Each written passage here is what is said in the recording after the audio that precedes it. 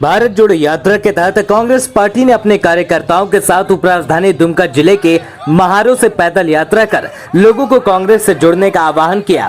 पैदल यात्रा में कांग्रेस से कृषि मंत्री बादल पत्रलेख, ग्रामीण विकास मंत्री आलमगीर आलम, प्रदेश अध्यक्ष राजेश ठाकुर, कांग्रेस नेता बंधु तिर्की, विधायक प्रदीप यादव, निलंबित विधायक इरफान अंसारी सहित कई नेता पैदल यात्रा में शामिल हुए। कार्यक्रम महारों से चलकर करीब 7 किलोमीटर दूर शहर के वीर कुंवर सिंह चौक में सभा में तब्दील होकर समाप्त हो गई। इस मौके पर कांग्रेस नेताओं ने भाजपा पर हमलावर होते हुए कहा कि भाजपा ने देश में नफरत का बीज बोकर देश में राज करना चाहती है।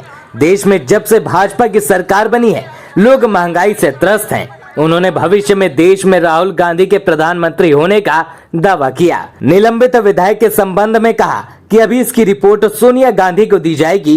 हालांकि अब तक निलंबन होने की बात कही। इस दौरान विधायक इरफान अंसारी का मायूस चेहरा देखने को मिला। हालांकि कार्यक्रम समापन होते ही वे चलते बने। तो कोई किसी की बात नहीं कहेगा, सब स्वार्थ से लबालब भरे पड़े हुए हैं और इसलिए आज राहुल गांधी जी भारत जोड़ने निकले।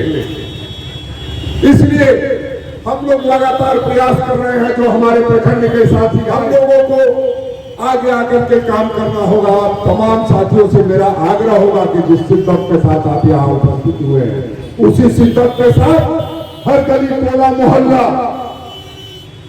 पंचायत, गांव, सब जगह जा करके इस भारत जोड़ो यात्रा को चलाने का काम करेंगे। चूंकि बहुत सारी बातें तमाम साथियों ने कही है और लगातार मैं सभी लोगों से चले जाएंगे, लेकिन आपको आगे भी इस लड़ाई को जारी रखना है। और जो दुमका से चले जाएंगे, गोड्डा आप सामने है इसलिए गोड्डा ध्यान में आ गया होगा। तो हम लोग दुमका से आज निकलेंगे, फिर एक बार गोड्डा, देवघर और जामताड़ा का कार्यक्रम है। हम लोग निश्चित रूप से आपसे लगातार मिलते रहेंगे। आप लोगों से मेरी यही गुजारिश है कि आप लगातार इस कार्यक्रम को, जब तक आदरणीय राहुल गांधी जी के पैर नहीं थकते, जिस तरह से लगातार वो 67वें दिन पद यात्रा कर रहे हैं, रोज 25 से 30 किलोमीटर की यात्रा करते हैं, 1500 किलोमीटर से ज्यादा की यात्रा कर चुके हैं। हम लोगों ने तो आज 10 किलोमीटर, कल 10 किलोमीटर, परसों 10 किलोमीटर की यात्रा की है और 3 दिन में 30 किलोमीटर की यात्रा करके अगर कहते हैं कि हमने बहुत चलने का काम किया है तो नाकाफी है। हम आप सबों से बार बार इसलिए गुजारिश कर रहे हैं कि आप जो ताकत देंगे तभी जाकर के आदरणीय राहुल गांधी जी को हम जो सपना देखते हैं कि वो भारत के प्रधानमंत्री हो, उसको हम पूरा कर पाएंगे। इन्हीं चंद शब्दों के साथ जय हिंद। इस प्रदेश को बदनाम करने के लिए, इस प्रदेश को जिस तरह राजनीतिक चक्रव्यूह में फंसाने के लिए भारतीय जनता पार्टी ने जो चाल चली है, पूरे देश के जो संवैधानिक संस्थान है, जांच एजेंसी है, उनका दुरुपयोग कर रही है। ये पूरा देश के लोग समझ रहे हैं। आप इसको,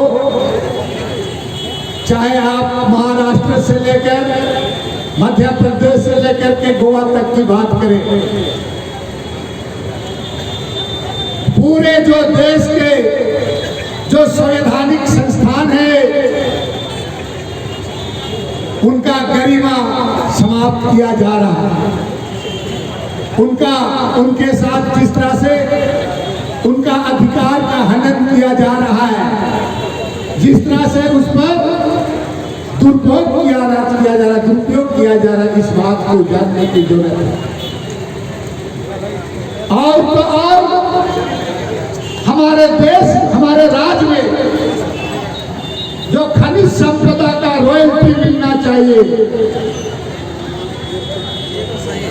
लाखों लाख करोड़, 1,36,000 करोड़ तकरीबन पैसा बाकी है कोयला का रॉयल्टी। और जब जब झारखंड प्रदेश उसको मांगने का काम करता है, यहाँ तरह तरह का एजेंसी का उपयोग करके सरकार को डराने का काम किया जाता है। और ये सारी रवैया पूरा देश में चल रहा है इसी तमाम चीजों को लेकर। देश के एकमात्र नेता आदरणीय राहुल गांधी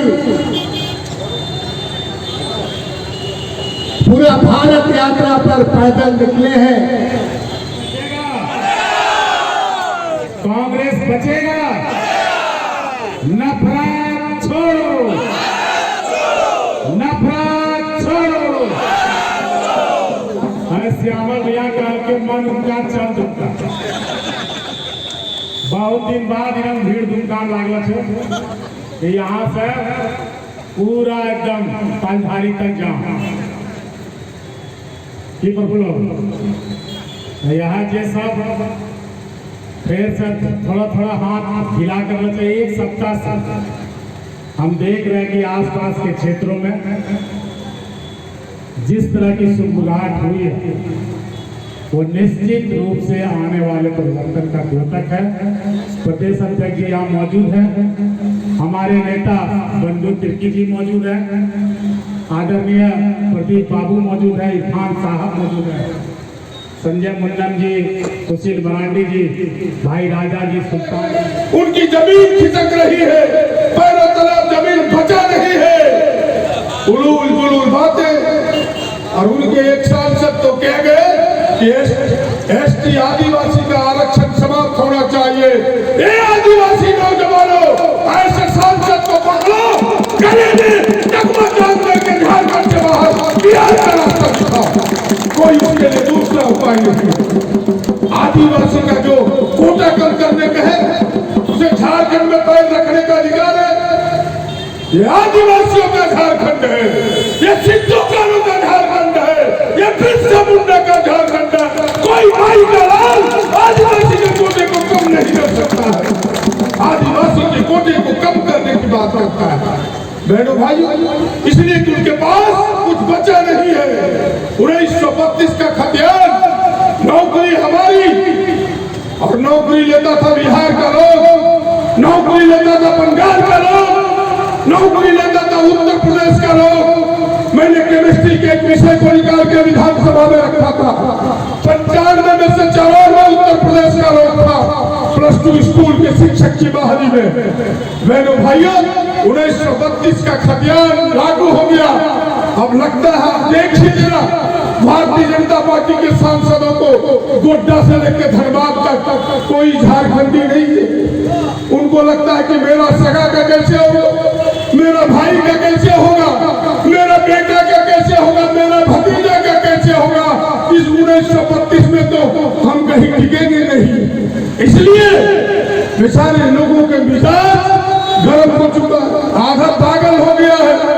अब तो चाहिए यही कि ऐसे लोग जो 1932 का विरोध करता है, करके मुंह से बंद करना चाहिए मंत्री जी, और कोई दूसरा विकल्प नहीं है।